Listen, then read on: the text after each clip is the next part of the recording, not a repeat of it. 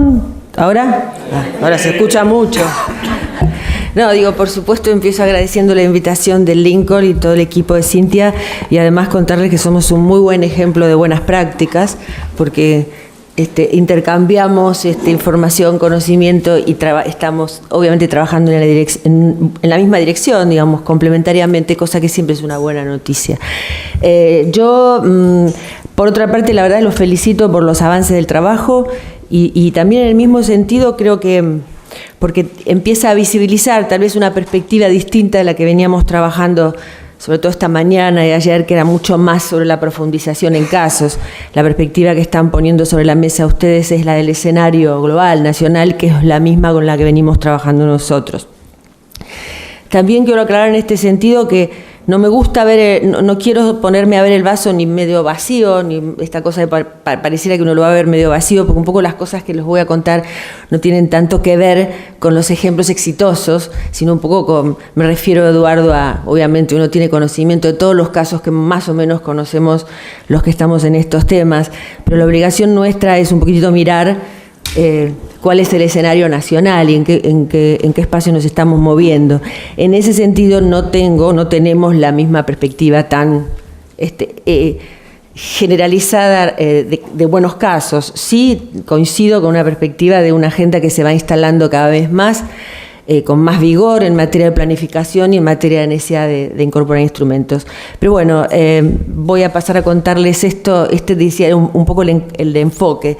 Por otro lado, el aporte que puedo hacer yo en este ámbito es la perspectiva justamente de un organismo de gobierno nacional que se crea en el año 2004 con el objetivo de justamente plantearse una política nacional en materia de planificación y ordenamiento territorial.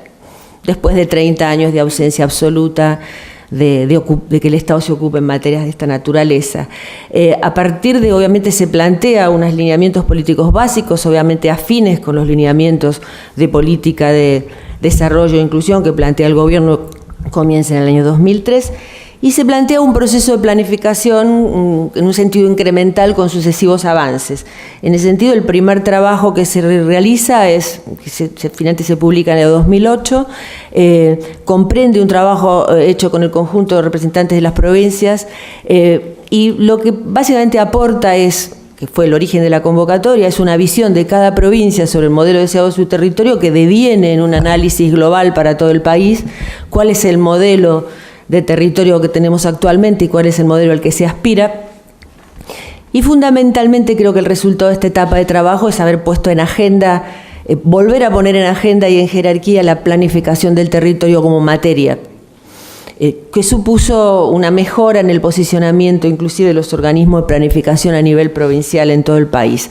La segunda fase de este trabajo, que ya se termina más o menos en el año 2011, también acompañado siempre por organismos provinciales y ya ahí empezando a profundizar con las cuestiones locales, se plantea distintos ejes que surgieron de la primera fase de trabajo.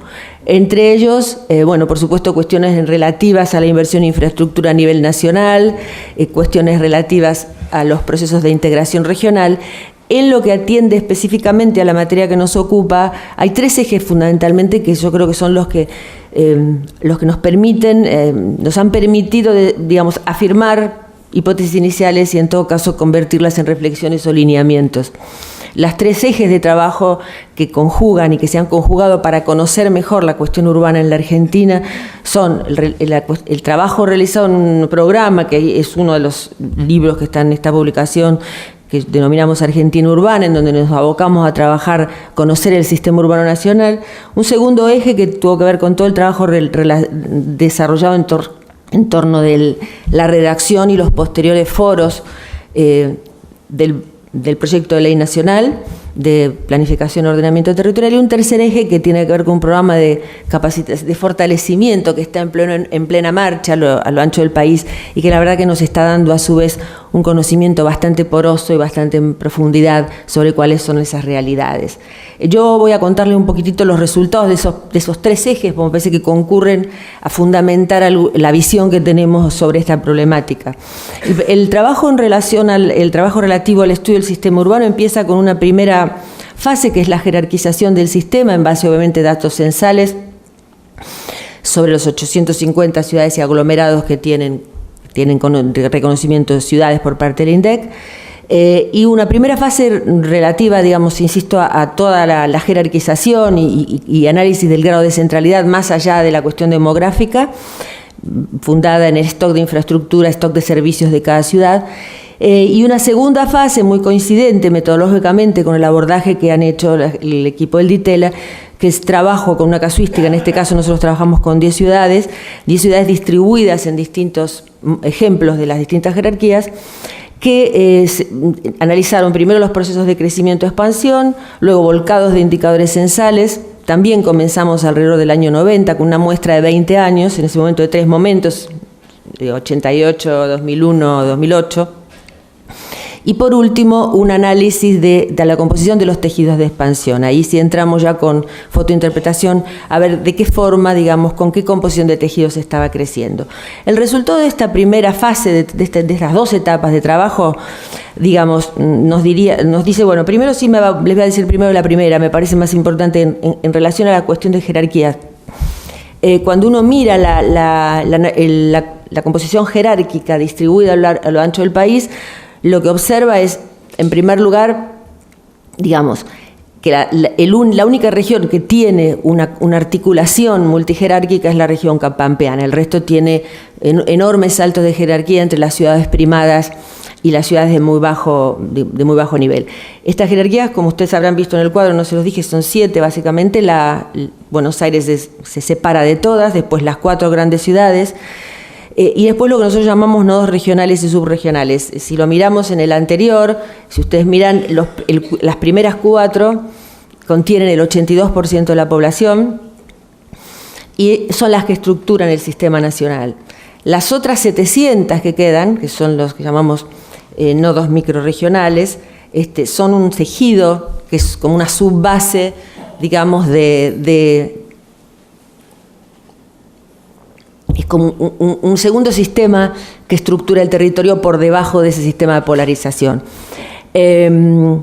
Cuando miramos las condiciones relativas, el mapa que viene a la derecha tiene que ver con el grado de centralidad en virtud del grado de demanda, el grado de población. Y ustedes fíjense las que están en peores condiciones de dotaciones. Es todo lo que refiere a la región norte del país.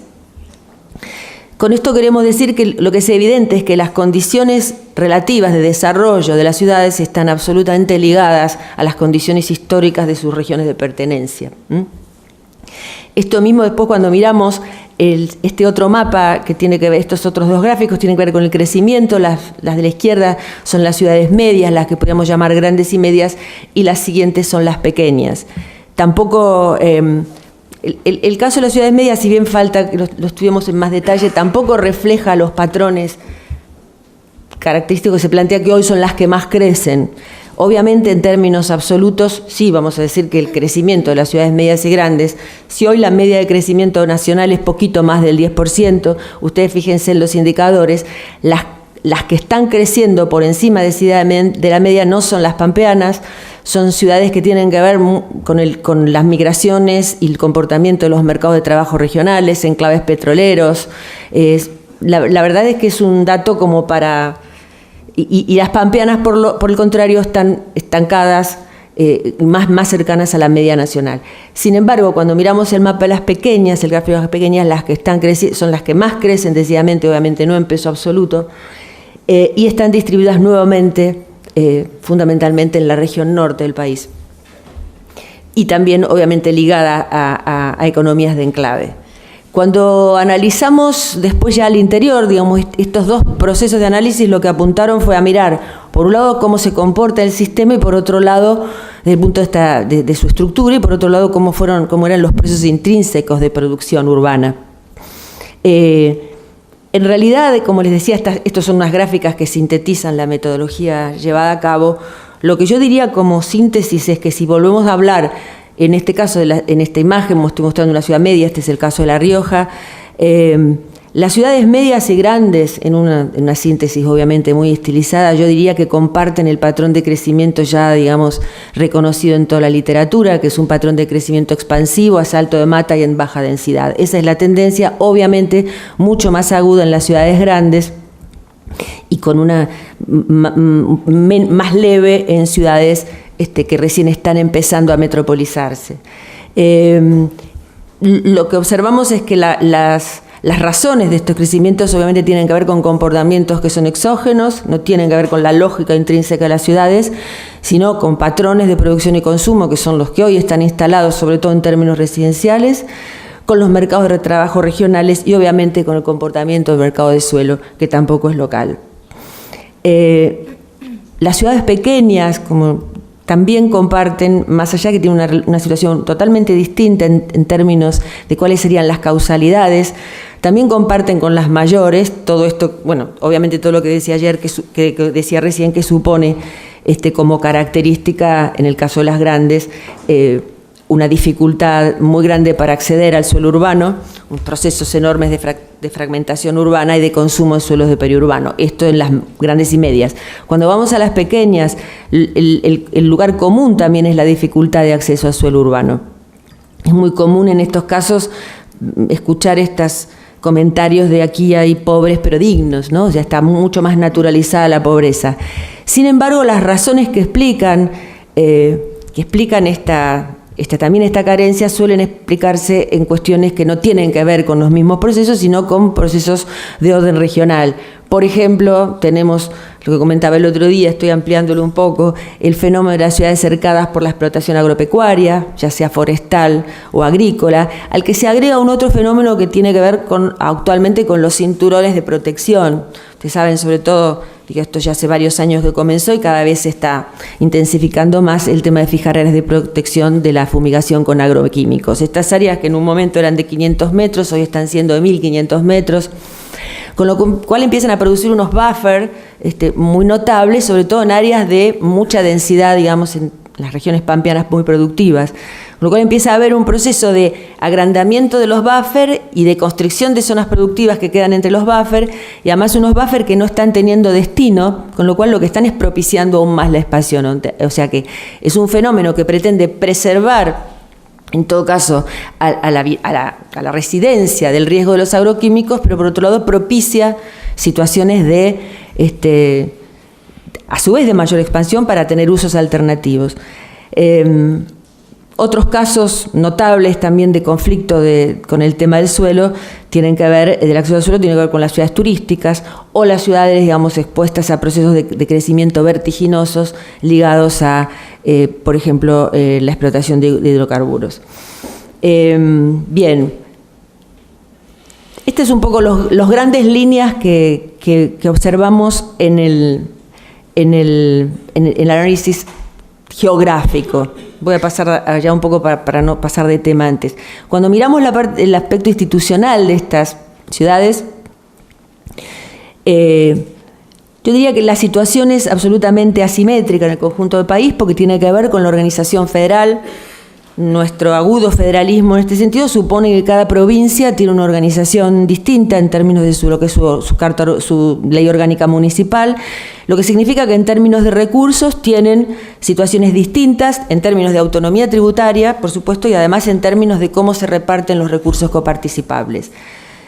Cuando observamos el tema de cómo es la organización institucional, también lo que se replica en términos generales, prácticamente, insisto, en la mayoría de las ciudades, es una cuestión en donde las áreas de planificación todavía tienen muy poco poder relativo en relación a lo que es, bueno, justamente la atomización de las decisiones que tienen que ver y que afectan directamente al territorio. Como hoy bien decía Eduardo, en general no se hablan las áreas de Hacienda con las áreas de infraestructura, y las áreas de planificación quedan como, digamos, para que piensen cosas mientras el proceso real de producción del territorio está en manos de las áreas de economía y de Hacienda, ¿no? De economía y de obras públicas. Esto es un poco el pantallazo general. El eje segundo que les decía de trabajo fue en torno del proyecto de ley. Tuvo un proceso de redacción que se hizo en el seno del Consejo Federal con representantes de todas las provincias, y una segunda etapa que fueron foros realizados en todo el país, y además en muchas, no solamente en áreas, creo que se hicieron en 10 provincias, sino también en muchas otras universidades o digamos, sectores profesionales a donde pudimos participar.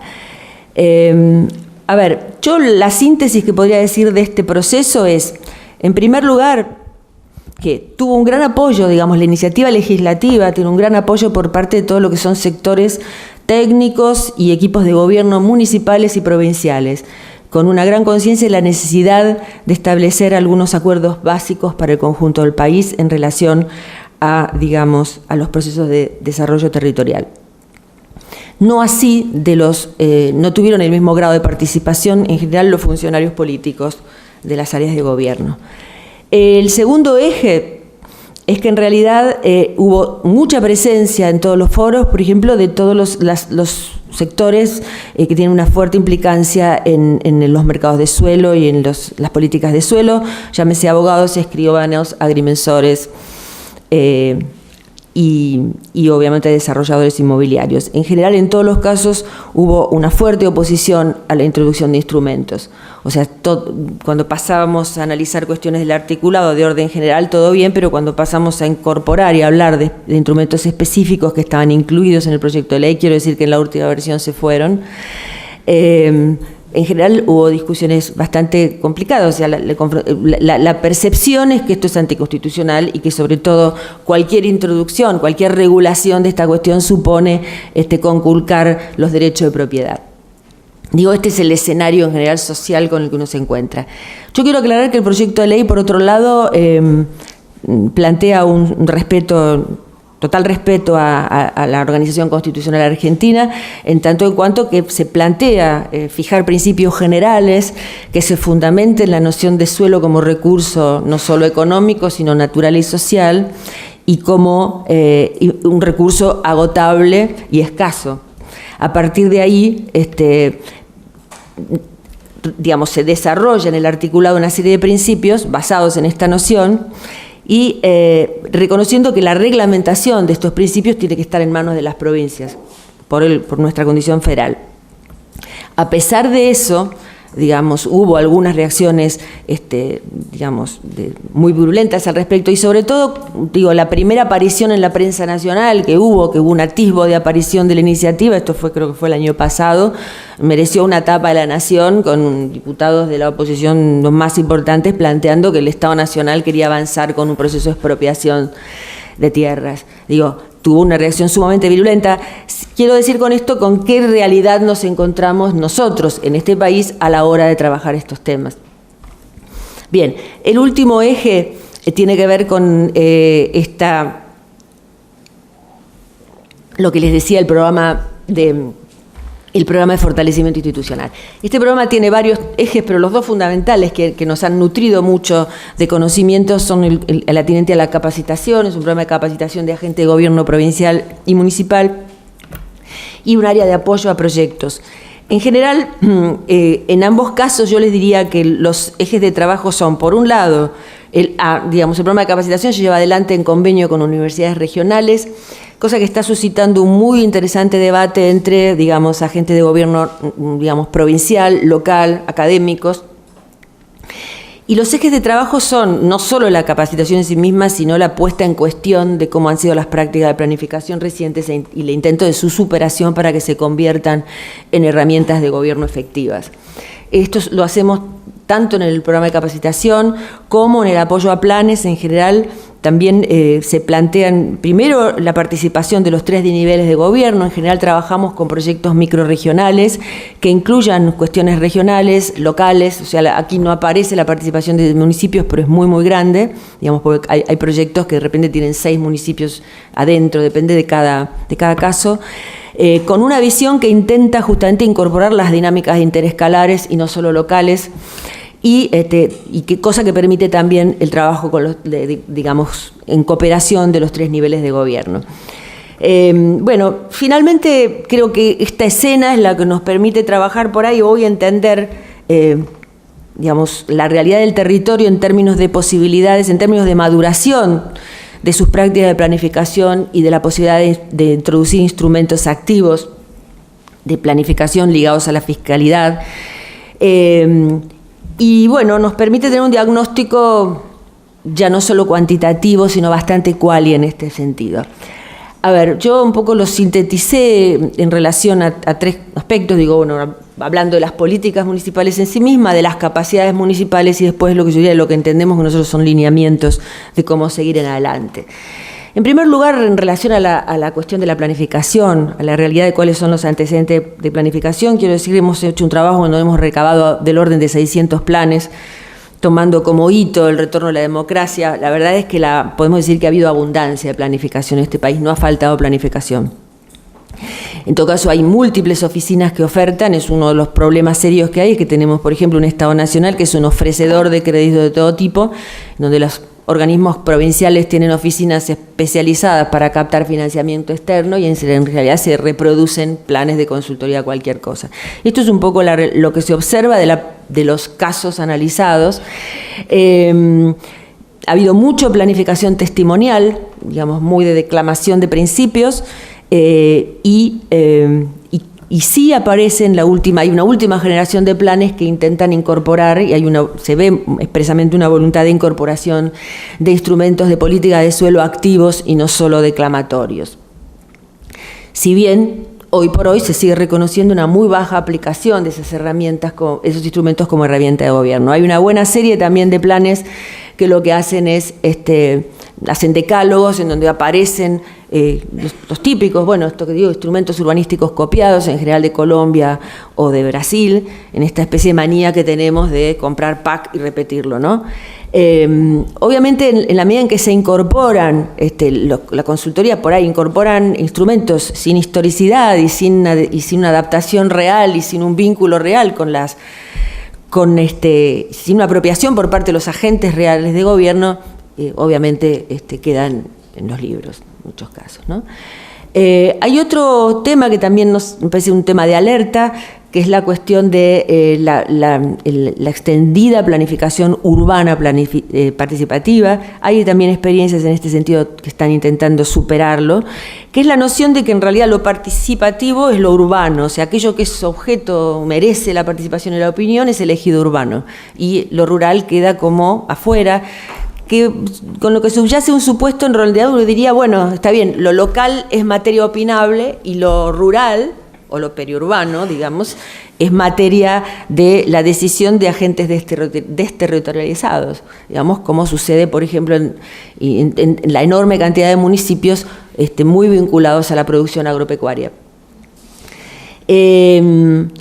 Bueno, y por último, la sensación, la visión de que en realidad hay una gran cantidad de fenómenos de expansión y de crecimiento que están respondiendo a factores exógenos y sobre todo a agentes exógenos. O sea, el caso, por ejemplo, de los humedales de la zona norte de Buenos Aires, o este caso que les decía, inclusive de los agroquímicos, la sensación que tenemos o la percepción que tenemos es que están requiriendo de políticas complementarias que no son solo locales, o sea, políticas en donde haya intervención activa de los gobiernos provinciales, y justamente que reconozcan y que además de entender las cuestiones interescalares, incorporen cuestiones proactivas que no se pueden resolver exclusivamente con las normas. O sea, por ejemplo, las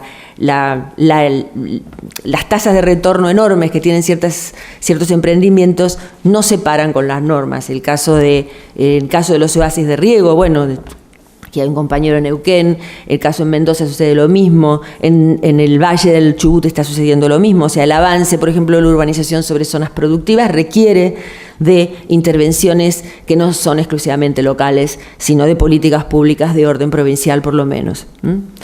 Bien, en cuanto a las capacidades municipales, bueno, la evidencia que tenemos en términos, insisto, muy generales, yo creo que los casos de capacidades adquiridas son menores, son más excepción que mayoría. Es un poco, en todo caso, bueno, después Kelly puede opinar al respecto, pero digamos que el proceso de descentralización de competencias no generalizó mayores capacidades. Lo que diríamos es que las ciudades se dividen en productoras o receptoras de políticas. Hay otro fenómeno que también se detecta, que también es esta cuestión de la forma en que se implementaron las políticas y la focalización de las políticas, que fue lo típico, digamos, de los últimos 20 años, o por lo menos, digamos, de los procesos de planificación más recientes, es que en realidad fueron políticas decididamente focalizadas, y que en realidad dieron lugar a lo que yo llamo una suerte de darwinismo urbano, o sea, ciudades ganadoras, ciudades perdedoras, ciudades que en virtud de su historia, de su proceso histórico de producción territorial, tenían condiciones como para incorporarse y tener iniciativa política, y ciudades que están absolutamente dejadas de la mano de Dios y que no están en condiciones, digamos, sus condiciones relativas para el desarrollo, en la medida en que no haya intervención de estados supralocales, no tienen posibilidades de ser apalancados. Este paradigma también de desarrollo endógeno, de ahí cuelga un poco toda esta noción de políticas excesivamente focalizadas, tiene que ver también con aporta una visión atomizada del territorio y desconoce, y ha tenido que ver, no es casual, digamos, ha tenido que ver con unas políticas específicas de desconocimiento de los estados-nación, en todo caso de desdibujamiento de los roles de los estados. Con lo cual, también lo que hacen es que desconocen las prerrogativas del Estado-Nación en materia de desarrollo y la incidencia directa que tienen políticas monetarias, políticas fiscales, políticas de empleo. Y bueno, y el otro tema que sí, esto lo puedo decir al principio o al final, que ya es cultural, que es la noción, obviamente que no tiene que ver con el conjunto del país, pero yo creo que está basada en la cultura de la región pampeana, la noción de recurso suelo como inagotable, digamos, como su recurso infinito. Y en general instalar, esto también se ve en los debates de la ley, instalar la noción de suelo como no replicable, como escaso, es algo realmente contracultural. Y esto lo vemos en la relación con los intendentes. En muchos casos la noción de que tengo suelo, lo compro y lo reparto es una visión, digamos, es como si tengo churros, ¿no? Y bueno, pero está instalado así. Bien, ante esto, ¿cuál es la visión que nosotros propiciamos desde el Gobierno Nacional? En primer lugar, que la cuestión urbana debe ser pensada en el marco del conjunto de cuestiones territoriales en disputa y que han sido debilitadas, digamos, justamente por el debilitamiento de la escala regional y la escala nacional ha debilitado ese debate. Cuestiones como cuál es el modelo de aprovechamiento de recursos naturales que tenemos, cuál es nuestro modelo de desarrollo, o sea, esto es lo que permite pensar en políticas convergentes que superen la heterogeneidad estructural de nuestro territorio, de nuestro país. Entendemos que en materia de política pública, política de suelo, se requiere una política nacional, digamos, no solo políticas, cosa que es absolutamente ausente y que además toda la materia territorial ha estado ausente en la legislación nacional y obviamente en muchísimas legislaciones provinciales. Nosotros propiciamos el establecimiento de una política nacional de urbanización que establezca principios y parámetros que garanticen el derecho universal al suelo. Así como tenemos, gracias a Dios, un país que garantiza el derecho universal a la salud y garantiza el derecho universal a la educación, por encima del cual pueden haber todos los negocios que queramos. Sin embargo, cuando pensamos en el suelo, la noción de derecho universal queda declamada para digamos, principios constitucionales, pero digamos, no se puede dejar de pensar como negocio la cuestión del suelo. Digamos, tenemos una tradición patrimonialista que es decimonónica y plantearse, digamos, políticas que concreten los derechos constitucionales es bastante difícil y creemos que estamos en un estadio, como yo decía el otro día, incipiente de instalación de estos debates. En ese sentido, la conjunción, digamos, de trabajo en pos de una política nacional de urbanización, de instalarla como idea y como necesidad, y el trabajo en torno al proyecto de ley obviamente se conjugan decididamente, porque, digamos, van los dos en la misma dirección. Entendemos que ese es el desafío que queda por delante y que nos parece que esta es una necesidad para apalancar procesos de desarrollo y políticas de suelo en todo el país. Insisto, políticas que, de no ser así, solamente se aplican en casos excepcionales o en ciudades que tienen la madurez histórica, cultural, para poder avanzar en ellas. Si bien con pasos discontinuos, pero como decía Eduardo, ciudades como Rosario, que digamos tuvo una política muy activa, sin embargo, durante muchísimos años no reconoció la necesidad de captar parte del valor de ese mercado que estaba generando. Bueno, después lo comienza a hacer. Ciudades como, bueno, el caso de Posadas mismo. Si bien a mí me gustaría alertar en este caso como último tema la necesidad de hablar claro sobre estos procesos. O sea, lo que también hemos detectado, y creo que el caso de Posadas es un caso significativo en ese sentido, es que hay todavía haremos una tradición cuando hablamos de planificación, que yo creo que ha instalado algunas metodologías de planificación estratégica, que por cierto, mirando, investigando, en ese sentido Rosario es elocuente, digamos, esta convocatoria a soñar, a mí por lo menos me pone bastante nerviosa. Yo creo que cuando se convoca no hay que convocar a soñar, hay que convocar a pensar, no a soñar lo que queremos, sino a pensar a ver cómo lo hacemos. La idea de soñar lo que ha hecho es desdibujar el conocimiento de los procesos reales.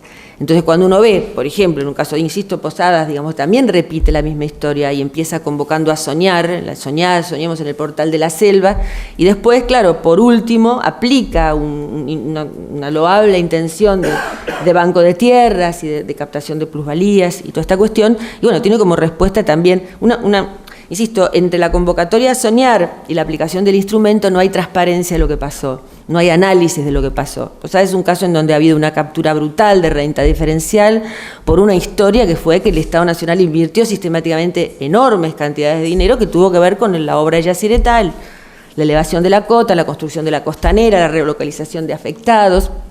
Esto supuso un trasiego enorme de la tierra y una captación brutal sobre tenedores que la vienen teniendo hace bastante tiempo. Y hoy, entre la menor aparición de un coeficiente diferencial para la construcción de edificios en altura, bueno, hay denuncias, ya terminé, sobre la inconstitucionalidad de la norma. Entonces, la verdad es que es una especie de ejemplo universal de cinismo de una sociedad que no tampoco quiere ver lo que pasó, porque inclusive la planificación es responsable, en todo caso, de transparentar cómo son esos procesos. Bueno, 2 minutos, terminé.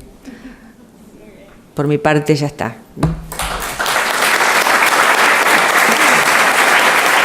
Me faltaba, ahí está cualquier cosa, ahí está las señas de las páginas nuestras.